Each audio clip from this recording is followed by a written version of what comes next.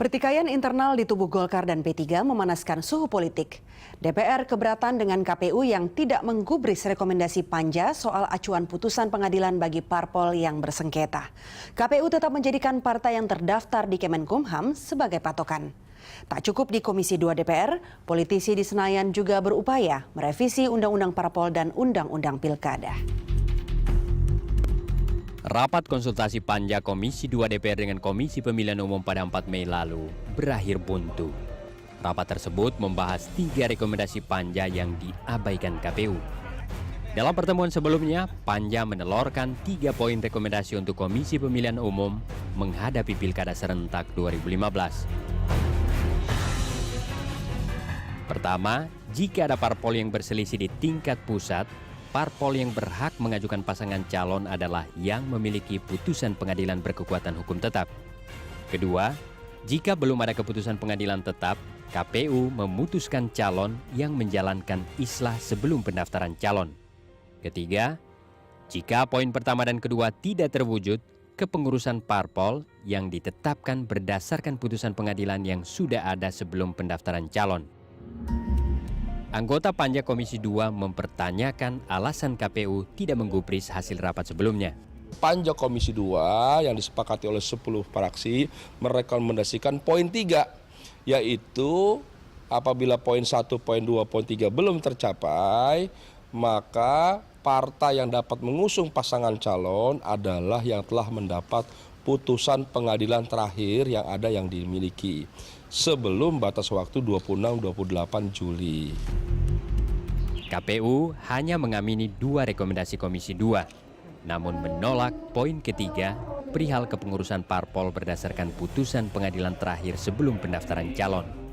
KPU mengacu pada Undang-Undang Nomor 2 Tahun 2011 tentang partai politik dan Undang-Undang Nomor 8 Tahun 2015 tentang pemilihan kepala daerah. Dalam peraturan nomor 9 tahun 2015 ini, kami telah mengatur bahwa yang akan menjadi acuan pertama adalah SK Kementerian Hukum dan HAM.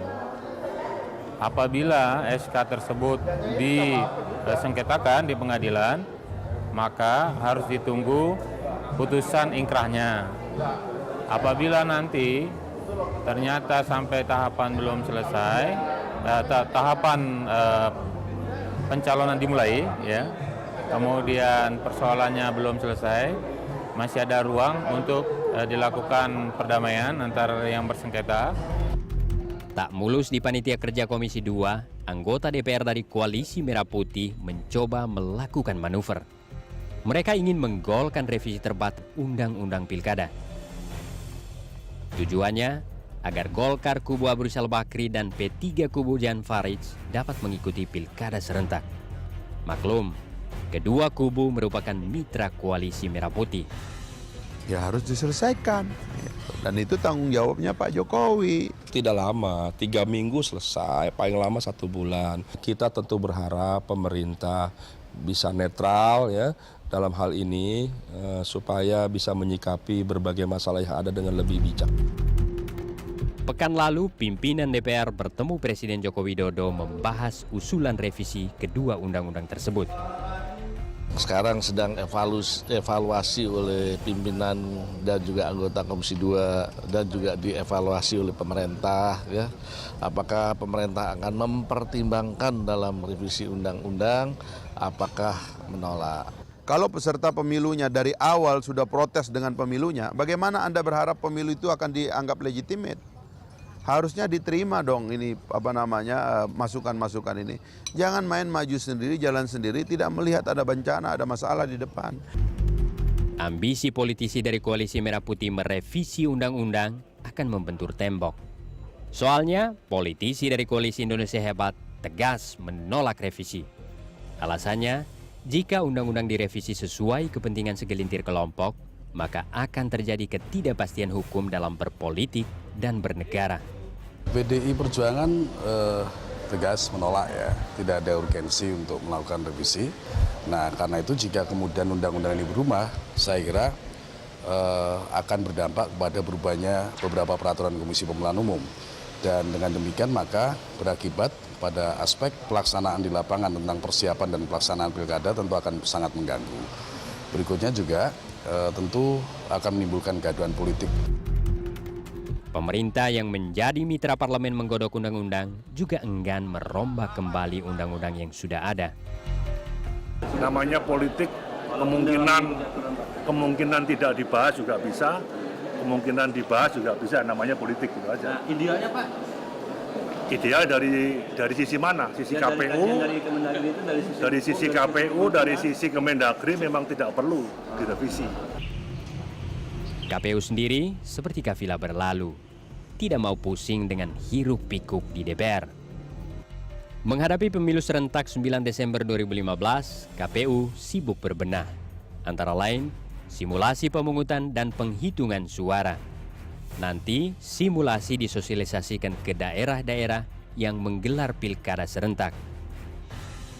KPU juga sudah menelorkan 10 peraturan untuk memuluskan jalannya pesta demokrasi tersebut. Pilkada serentak tahap pertama akan digelar di 9 provinsi dan 260 kabupaten kota. Ini pilkada serentak yang digelar pertama kali oleh KPU. Peraturan KPU telah ditetapkan dan kemudian telah juga diundangkan oleh Kementerian Hukum dan HAM. Dan selanjutnya KPU di daerah juga telah membuat surat keputusan menindaklanjuti peraturan KPU itu. Pemerintah juga berancang-ancang menyambut pilkada serentak.